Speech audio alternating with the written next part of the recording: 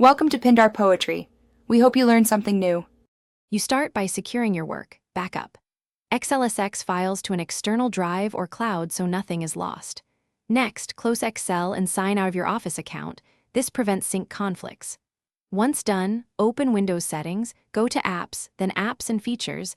That directory lists installed programs. You're taking these steps now so the uninstall removes the application cleanly without orphaned files or lost data, which makes the rest of the process predictable and reversible. You locate Microsoft Excel or the Office Suite entry in Apps and Features and click Uninstall. Windows will prompt you to confirm.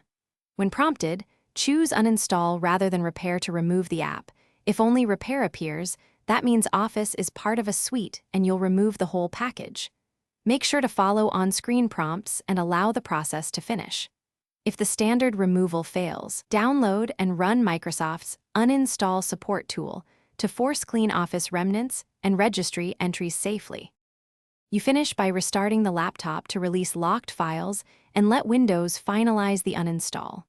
After reboot, check Program Files and %local app data % for leftover Microsoft Office folders and delete them if present.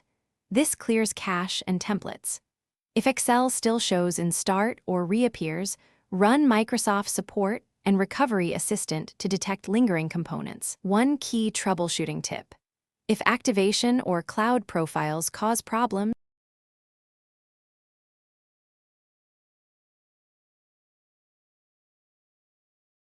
Thanks for watching. Consider subscribing if we helped you.